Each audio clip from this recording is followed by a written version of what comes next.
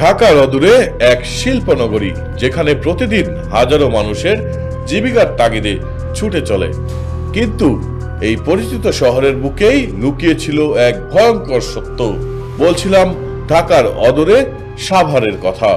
একজন serial killer, তার নাম মশিউর রহমান সম্রাট, এলাকাবাসীর কাছে পরিচিত ছিল সাইকো সম্রাট নামে। ভবঘুরে মানসিকভাবে অসুস্থ এমনটাই সবাই ভেবেছিল, কিন্তু বাস্তবতা ছিল আরো ভয়াবহ।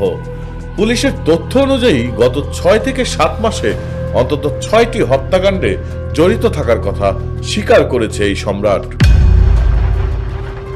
হত্যার স্থান সাভারের একটি পরিত্যক্ত কমিউনিটি সেন্টার ভবন, একটি ভবন যেখানে দিনের পর দিন মানুষের যাতায়াত ছিল না, আর ঠিক সেখানেই সে গড়ে তোলে নিজের নিরাপদ আশ্রয়। এই ভবনের ভেতর থেকেই উদ্ধার হয় একের পর এক মরদেহ। কোনোটির পরিচয় নেই, কোনোটি পুড়িয়ে ফেলা, কোনোটি এতটাই বিকৃত যে শনাক্ত করাই কঠিন।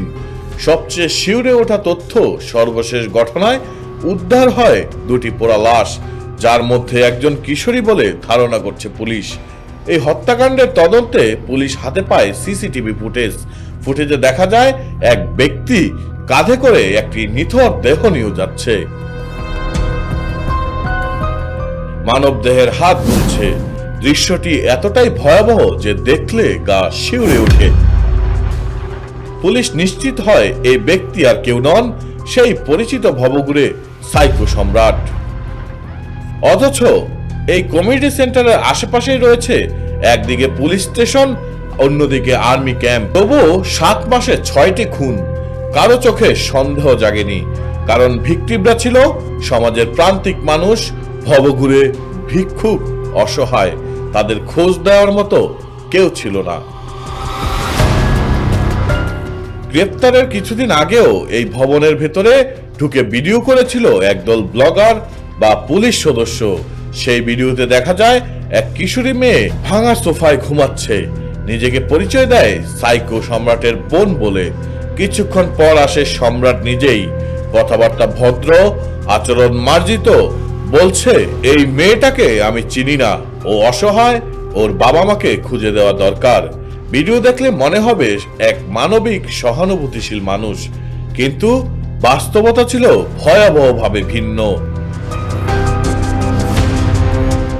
এই ঘটনাই আমাদের মনে করিয়ে দেয়, সিরিয়াল কিলারদের সবচেয়ে ভয়ঙ্কর দিক হলো তাদের চেনা যায় না। রাজনৈতিক খুন, প্রেম গঠিত হত্যা, অপহরণ, এসবের পেছনে থাকে নির্দিষ্ট কারণ, কিন্তু সিরিয়াল কিলারদের ক্ষেত্রে খুনি হয়ে ওঠে অভ্যাস। তারা আমাদের আশেপাশেই থাকে, চুপচাপ, অদৃশ্যভাবে। বাংলাদেশেও এর উদাহরণ রয়েছে। রসু খান, দেশের প্রথম আলোচিত সিরিয়াল কিলার, 11 জন নারীকে হত্যা করেছিল। আজও সে ফাঁসির রায়ে মৃত্যুদণ্ড প্রাপ্ত হয়েও জীবিত। এই প্রশ্ন আজও অমীমাংসিত। আমাদের বিচার ব্যবস্থা কি অপরাধীদের ভয় দেখাতে পারছে, জীবন উপহার দিচ্ছে? সাভারের এই ঘটনা শুধুই একজন খুনির গল্প নয়, এটি আমাদের নজরদারির ব্যবস্থার ব্যর্থতা, পরিত্যক্ত ভবন, অরক্ষিত এলাকা, অবহেলিত মানুষ। এই শূন্যস্থানেই জন্ম নেয় সাইকো সম্রাটদের মতো দানব। সতর্ক হন, অবহেলা করবেন না, কারণ পরবর্তী শিকার হয়তো আপনার আমার পরিচিত কেউ। নাজমুল হাসান, আজকের বিজনেস বাংলাদেশ।